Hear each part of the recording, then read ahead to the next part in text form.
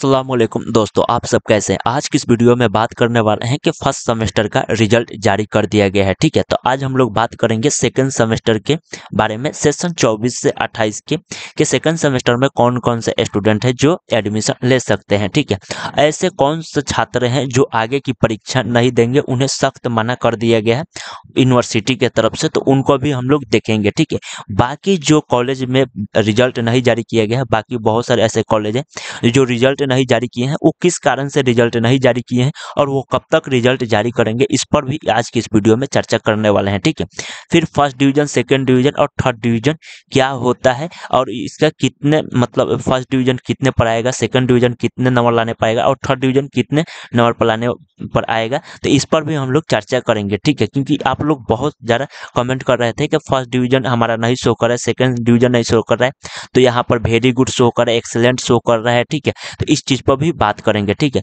क्या जो फेल या प्रोमोटेड है वो क्या करेंगे, चाहे उनका पेंडिंग है तो वो अब क्या करेंगे आगे चलकर, कि उनको क्या करना होगा कि जो कि वो आगे के सेमेस्टर में बने रहेंगे। ठीक है, तो जो भी आपका अपडेट आया है बिहार विश्वविद्यालय की तरफ से, वो सब चीज़ आज की इस वीडियो में हम लोग बात करने वाले हैं। आप लोग से रिक्वेस्ट है कि वीडियो के अंत तक बने रहें और चैनल पर नए हैं तो प्लीज़ चैनल को सब्सक्राइब कर लीजिएगा, बेल आइकन ऑल पर सेट कर लीजिए, क्योंकि आपको जो भी यूनिवर्सिटी की तरफ से अपडेट आएगा तो वो इस चैनल पर आपको देखने को मिल जाएगा। हो सकता है कि वीडियो थोड़ा लंबा हो सके। ठीक है, क्योंकि आपको बहुत ऐसा चीज़ है जो कि समझाना है। ठीक है, तो चलिए हम वीडियो को करते हैं शुरुआत। तो देखिए यहाँ पर दिया गया है कि स्नातक फर्स्ट सेमेस्टर के जो 54,000 विद्यार्थियों ने का रिजल्ट शानदार आ चुका है, यानी कि ये अच्छे नंबर से पास हो चुके हैं। ठीक है, अब यहाँ पर बात कर रहे हैं कि दूसरे प्रयास में भी उत्तीर्ण नहीं हो सके विद्यार्थी फिर से लेंगे वो दाखिला, यानी कि वो उनको फिर से लेंगे दाखिला। तो वो कौन स्टूडेंट है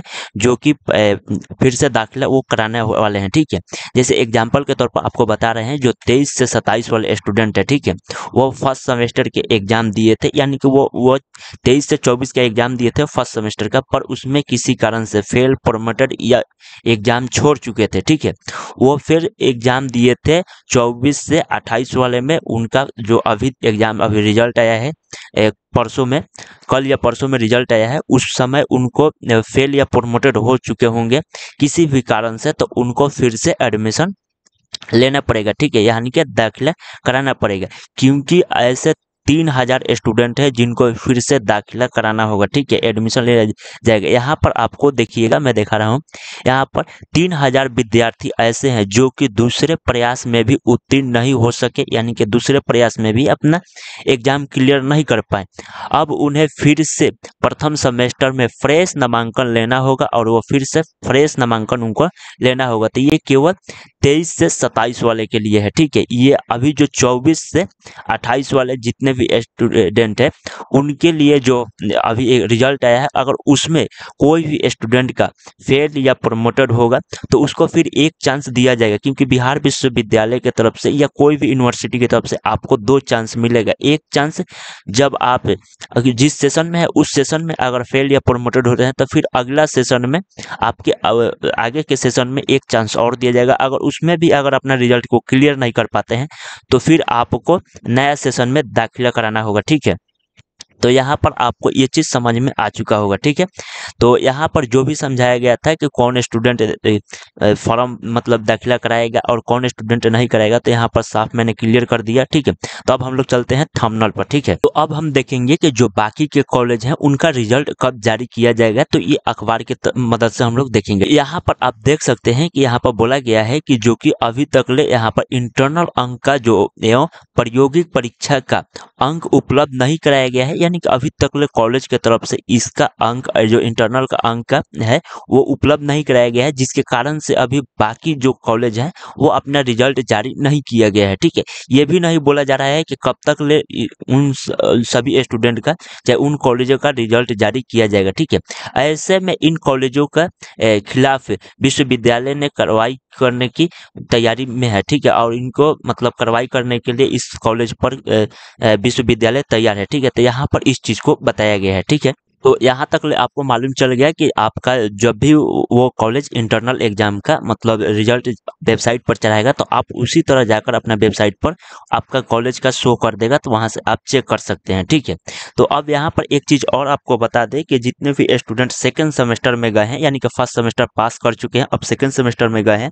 तो उनको पहले इंटरनल एग्जाम लिया जाएगा कॉलेज के तरफ से, उसके बाद से आपको एडमिशन होगा। ठीक है, तो आप अपना इंटरनल एग्जाम दे दीजिएगा, उसके बाद से आप अपना एडमिशन करा लीजिएगा। जब भी एडमिशन का कोई नोटिफिकेशन बिहार विश्वविद्यालय की तरफ से आएगा तो आपको नोटिफिकेशन के लिए अपडेट दे दिया जाएगा इस चैनल पर। ठीक है, तो आप लोग चैनल को सब्सक्राइब भी कर लीजिएगा। ठीक है, तो अब हम लोग बात करते हैं कि फर्स्ट डिवीजन सेकंड डिवीजन कितने पर होगा, यानी कि फर्स्ट डिवीजन में कितना नंबर चाहिए, सेकंड डिवीजन में कितना नंबर चाहिए और थर्ड डिवीजन में कितना नंबर चाहिए, तो हम लोग इस तरह मानेंगे। ठीक है, तो अब हम लोग इसको देखते हैं, रिजल्ट को अब आप चेक करते हैं। ठीक है, तो सबसे पहले आपको एक बात बताते हैं कि सेकंड सेमेस्टर में किनका मतलब सेकंड सेमेस्टर में एडमिशन हो जाएगा। ठीक है, तो यहाँ पर एग्जाम्पल के तौर पर देखेंगे, जैसे यहाँ पर अभी वेरी गुड लिखा गया है, यानी कि आपको ग्रेड में जैसे यहाँ पर वेरी गुड लिखा आएगा। ठीक है, तो जैसे ही आपको वेरी गुड लिखा आएगा तो यानी कि ये सभी सब्जेक्ट में ये अच्छा प्रदर्शन किए हुए हैं, यानी कि वो यहाँ पर देखिएगा तो यहाँ पर बी ग्रेड लाए हैं, ए ग्रेड लाए हैं, ए ग्रेड बी ग्रेड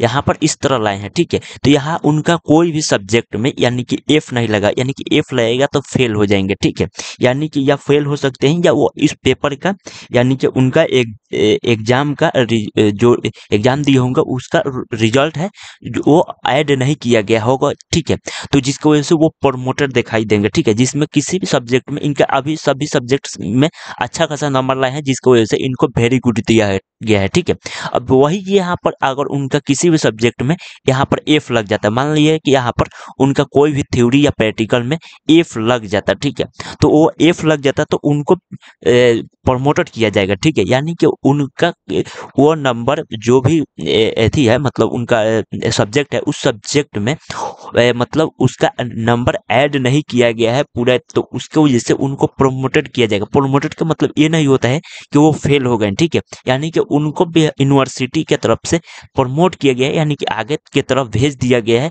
वो फेल नहीं है, वो सेकेंड सेमेस्टर में एडमिशन ले सकते हैं। ठीक है, तो यहाँ पर वो वेरी गुड है तब भी ले सकते हैं या प्रमोटेड है तब भी ले सकते हैं। पर अगर आप देखे होंगे कि बहुत सारे ऐसे भी जिनका रिजल्ट है कि जो कि अभी वो क्या है कि फेल है। फेल किस कारण से होता है कि जब आप 6 पेपर में से 4 पेपर का एग्जाम नहीं दिए होंगे, यानी कि 4 पेपर जब अगर एग्जाम नहीं देंगे आप तो आपको फेल कर दिया जाएगा। ठीक है, यानी कि आप 4 पेपर नहीं देंगे तो फेल कर दिया जाएगा। ठीक है, तो आपको समझ में आ गया वेरी गुड का मतलब क्या होगा, और फिर उसके बाद से आपको जैसे प्रमोटेड है तो प्रमोटेड क्यों लगता है ये भी समझ में आ गया, और फेल क्यों होते हैं तो ये भी समझ में आ गया कि आप जब तक ले 6 पेपर में से 4 पेपर के एग्जाम छोड़ेंगे नहीं तो अब तक आपको यूनिवर्सिटी या कॉलेज फेल नहीं करेगा। ठीक है, उसके बाद से अब पेंडिंग के सवाल है, तो पेंडिंग कैसे होता है, जैसे आपने एग्जाम दिए, ठीक है, आपने कोई भी सब्जेक्ट का एग्जाम दिए हुए हैं और एग्जाम देने के बाद आपने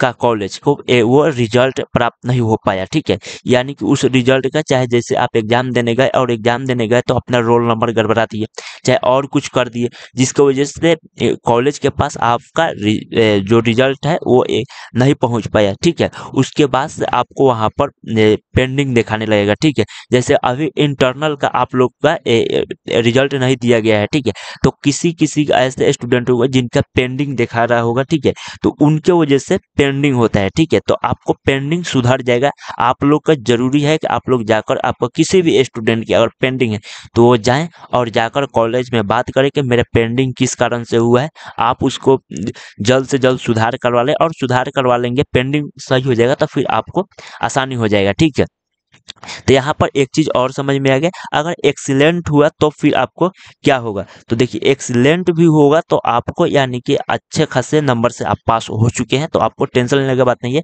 गुड, वेरी गुड, एक्सीलेंट है, आज चाहे बिलो प्रिंट है, तो यानी कि अगर बिलो प्रिंट आपको दिया जा रहा है तो यानी कि 45 या 50 या 50-55 के आसपास आपका परसेंटेज आया है, जिसकी वजह से आपको ब्लू प्रिंट दिया गया है। ठीक है, अगर यहाँ पर ग्रेड में आपको फेल या प्रमोटेड, ठीक ठीक है। यहाँ पर अगर फेल लिख रहा है तो आपको फिर से एग्जाम देना होगा। आप सेकेंड सेमेस्टर में में नहीं बैठ सकते हैं, ठीक है। आपको एग्जाम दीजिएगा तभी बैठ सकते हैं, ठीक है।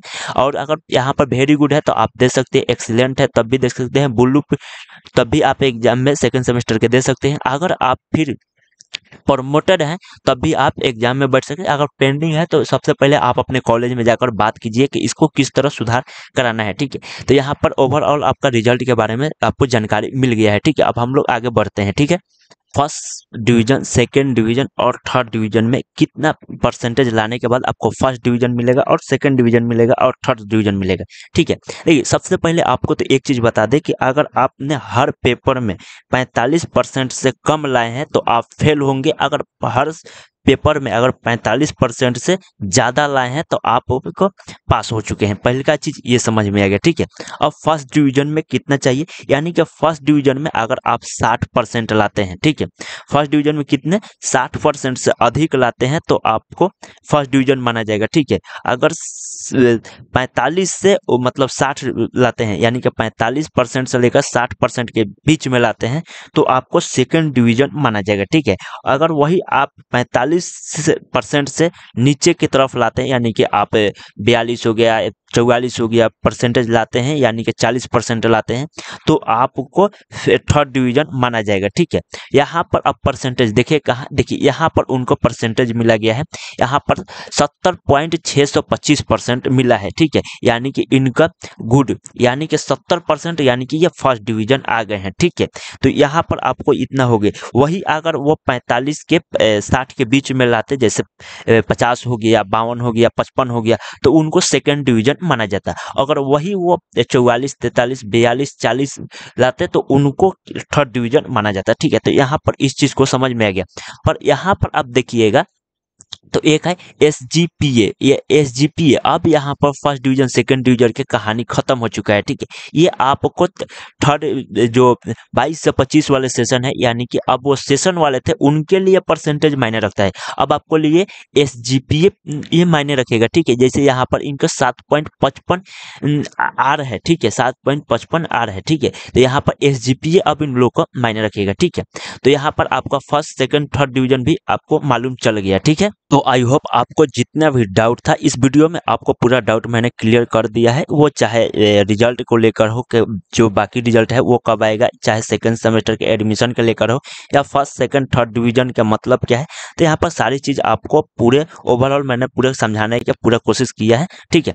तो आई होप आपको जो भी जानकारी मैंने दिया गया है वो सबको आप अप्लाई करें और आपका जो भी है वो अपने आपको प्रयास करते रहें, ठीक है। तो चलिए हम फिर मिलते हैं एक नए अपडेट के साथ। जो भी आपके कॉलेज या यूनिवर्सिटी की तरफ से अपडेट आएगा उस अपडेट को आपको इस चैनल पर टाइम टू टाइम मिलते रहेगा, ठीक है। तो आप लोग से रिक्वेस्ट है कि चैनल को सब्सक्राइब कर लीजिएगा और इस वीडियो को दूसरे फ्रेंडों के पास अपने शेयर जरूर कीजिएगा। तो चलिए हम फिर मिलते हैं एक नए अपडेट के साथ, तब तक के लिए बाय। वीडियो देखने के लिए धन्यवाद।